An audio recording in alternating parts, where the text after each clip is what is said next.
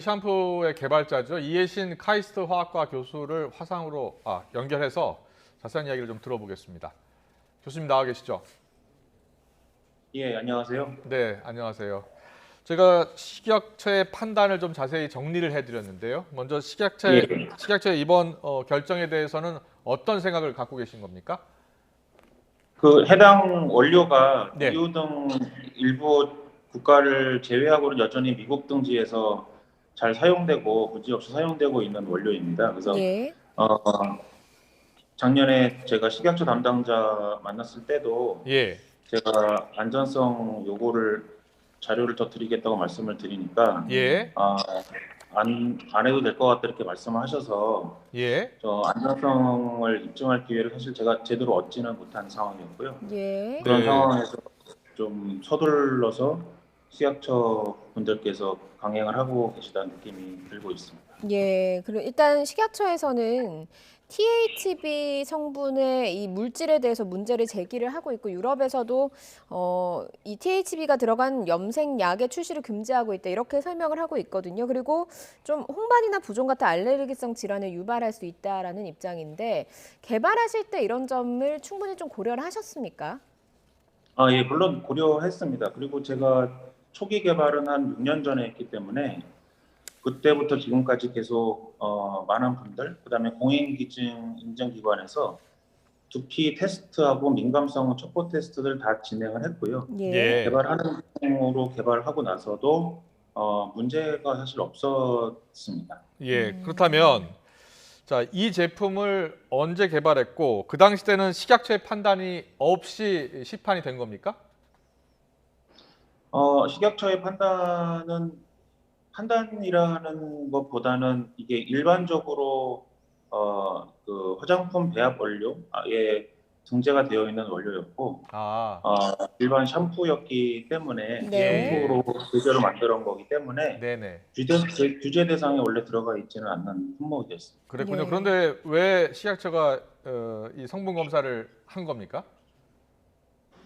성분 검사라기보다는 예. 이제 그 제가 개발하는 중에 유럽에서 이제 THB의 잠재적 유전 독성에 대한 결과가 나오면서 네. 거기에서부터 시작이 되었고요. 그 결과에서도 박테리아 수준에서의 유전 독성은 있었고 저희와 같은 그런 포유류 세포에서는 유전 독성이 없었고요. 네. 그런 예. 상황에서 저는 조금 더 규제를 하기 전에 안전성에 대한 테스트를 더 하자라고 하는 입장을 지속적으로 전달드렸습니다. 예, 그런데 오늘 그 전문가 자문회의에 전문가들 그 참석을 했었는데 금지하는 게 맞다 이런 결론을 내린 거거든요. 교수님이 주장하시는 그 안전성이라고 하는 부분이 어떤 부분에 좀 집중이 돼야 된다고 생각을 하시는지요? 안전성 테스트는 어, 실제 결국에는 사람이 사용할 때 안전하냐 안 하냐가 핵심이라고 생각을 하고요. 예. 예. 사람이 사용할 때의 안전함을 중점적으로 테스트를 해야 되지 박테리아 수준이나 이런 데서는 테스트를 하는 것을 결국에는 사람한테 어떻게 예측이 되느냐라고 하는 그런 것을 위해서 하는 실험이기 때문에 네네. 실제 말씀하셨던 것처럼 100만 명 정도 사용했던 그런 풍부한 데이터가 있고 그 중에서 지금 민감성에 대해서는 보고한 것이 10건 정도밖에 되지 않고요. 네. 유전 독성에 관련돼서는 조금 더 사람이 사용을 하고 있으니 테스트를 면밀하게 해보자라고 하는 것이 제가 드렸던 말씀이었습니다. 네, 예. 식약처의 발표 내용 보면 세포 유전 물질의 변이를 일으킬 잠재적 위험이 있다 음. 그러고 또 유전 잠재적 잠재적 위험 그리고 유전 독성이 이제 포함되어 있다 이렇게 이야기해서 유전 독성 좀 더 지켜봐야 한다는 생각이신 거죠? 예, 맞습니다. 그 잠재적 유전 독성이라고 하는 예. 것이 실제로는 저희 포유류 세포에서는 독성이 없는 것으로 결과가 이미 나와 있거든요. 예. 그런데 그렇기 때문에 제가 예. 계속 말씀. 그런데 이 물질이요 트리하이드록시 벤젠 유럽에서는 사용 금지가 돼 있는데 앞서 말씀하신 거 들어보면 미국에서는 이 물질을 사용하고 있습니까? 예, 예, 맞습니다. 사용하고 그러면 있습니다. 미국 기준과 유럽 기준이 다른 거군요 지금. 그렇습니다. 예, 예. 예. 그 사실 좀 뒤늦게 부작용이 나오는 것에 대한 우려도 식약처는 좀 있는 것 같거든요. 그럼 뒤늦게 나오는 부작용에 대해서는 어떻게 좀 해야 될까요? 뒤늦게 나오는 부작용도 저희가 충분히 임상시험이나 임상안전성 시험을 통해서 네. 시간을 조금 더 주시면 충분히 밝혀낼 수가 있거든요. 예. 예를 들자면 저희 그 모공세포를 취해서 네. 모공세포의 유병변이나 이런 것들을 검사를 충분히 할 수가 있습니다. 따라서 아, 지금도 식약처 분들께서 인정을 해주신다면 예. 그런 것들을 인증기관이나 대학병원과 협업을 해서 충분히 할 수가 있는 상황인데 조금 네. 급하게 규제가 이루어지고 있는 상황인 것 같고요. 그 부작용이 한참 후에 난다는 말씀도 제가 반복해서 드리면 네. 충분히 검사를 할 수 있는 요지가 있는 것입니다. 예.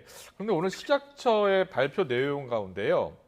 이 판매를 즉시 중단하라는 조치가 아니라 생산은 중단하고 제조한 상품은 2년까지만 판매할 수 있다. 이렇게 발표를 했어요. 그래서 이 소비자 입장에서 반품을 요구해야 되는 건지 아니면 뭐 산 것은 써도 되는 건지 좀 헷갈리거든요.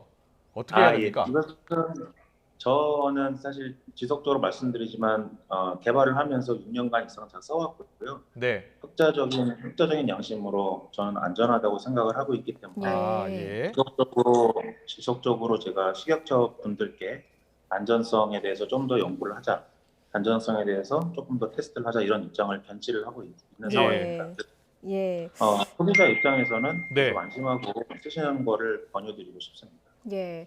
어쨌든 신기술이다 보니까 이런 논란이 계속해서 일고 있는 것 같습니다. 뭐 감기만 해도 염색이 된다라고 하는 게 획기적이긴 하지만 식약처에서 이런 규제가 나왔고요. 일단 그러니까 개발자인 교수님과 식약처가 좀 대응을 해 나가야 될 것 같거든요. 앞으로 어떻게 좀 대응을 하실 방침이신지요?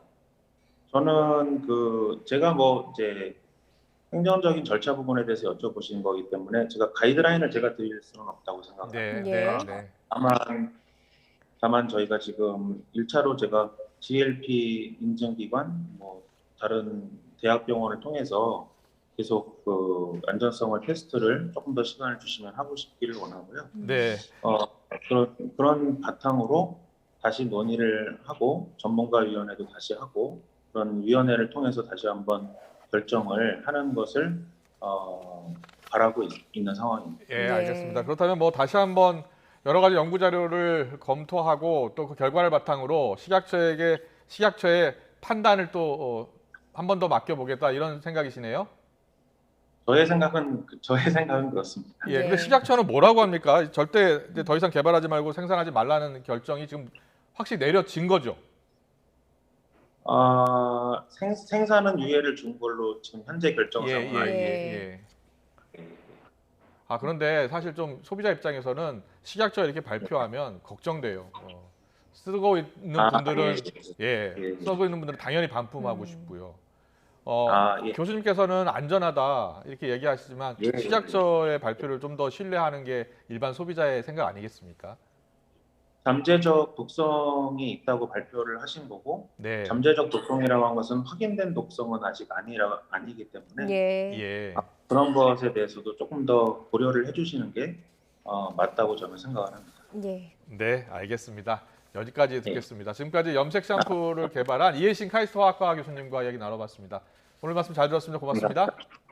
감사합니다.